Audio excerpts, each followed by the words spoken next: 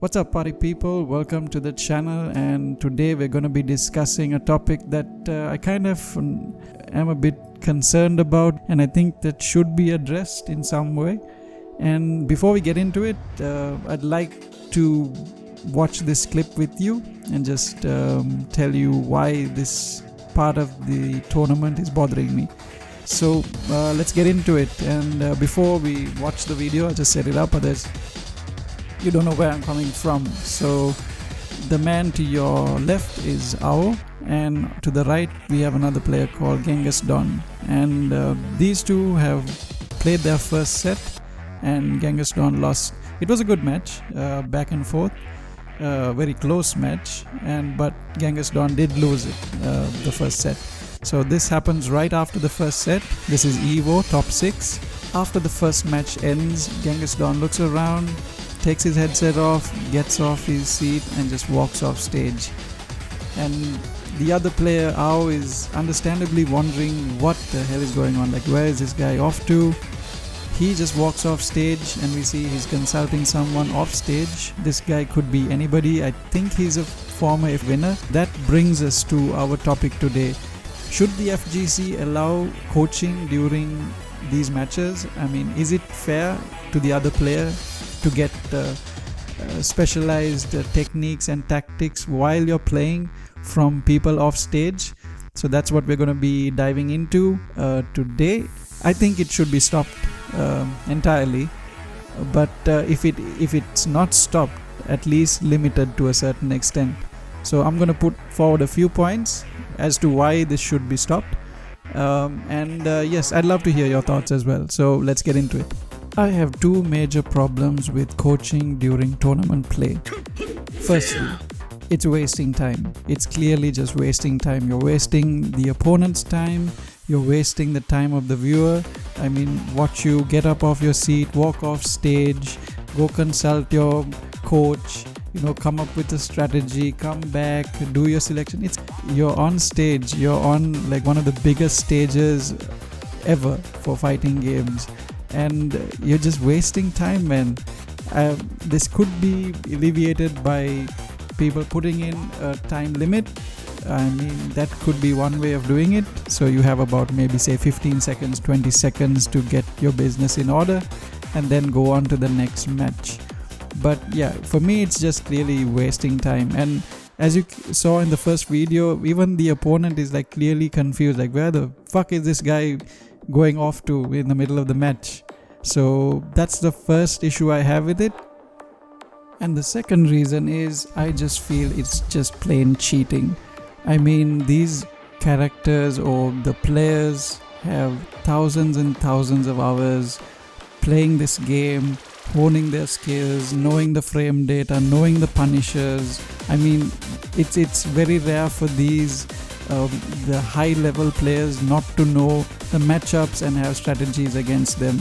And for me, why I feel it's cheating is, imagine after all that you manage to figure out a strategy to beat your opponent, and then after the round ends or the match ends, this person comes up and coaches him to counter what you have kind of maybe conditioned your opponent to do, like ducking your highs or ducking your lows or whatever. I mean, isn't that cheating? It's like you studying for an exam and then you come across a question that you're completely like you don't know what to answer, and then someone walking up and saying, yeah, this is the answer, this is what you do to counter that, this is what you do to get the right outcome. And people could say that, okay, in real fighting sports like UFC or boxing, after every round ends, the coach gets a chance to coach his fighter and give them advice on how to counter what's happening to them in the ring. But this isn't like real people. The digital people, they don't feel pain, they don't feel tiredness or fatigue or anything like that. So the prime example for that would be in the match versus Conor McGregor and Dustin Poirier.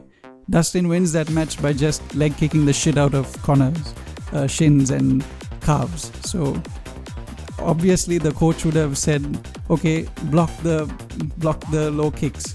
but that doesn't mean that once Connor blocks the low kicks, he gets a counter that does 50 damage or 40% damage. In real life, it won't work, and to give that fighter a complete turnaround of the match. There are many examples of players just completely destroying their opponents in the first set, and then in walks the savior coach with their expert views and tips and tricks, and then the second set goes the other way.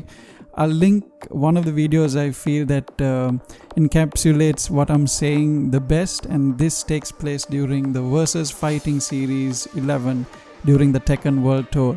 So this match goes on against Kokoma versus Rife, and then Joker steps in at the break, or it's not really a break, it's just them waiting to select their stage or character, and then he gives Rife advice on Feng Wei, the character that Kokoma is using to beat Rife. And if you didn't know, Joker is like one of the best Feng Weis ever. I mean, the second set completely goes in Rife's favor. He just Kokoma manages to beat him once, but he takes it 3-1 in the second set. And this is just one example of how coaching shifts the match in the opponent's favor, or the loser's favor, I would say. These are my thoughts on coaching. I'm definitely not a big fan of coaching during the match. I mean, you can do it before the match, you can have a word after the match is done, you can come up with your strategies before the matches, but I'm completely against coaching players during matches. I'd love to hear your thoughts on this in the comment section below. Let me know what you think. I know that most of you have an opinion on this, and I'd love to hear it. Thank you so much. Catch you on the next video.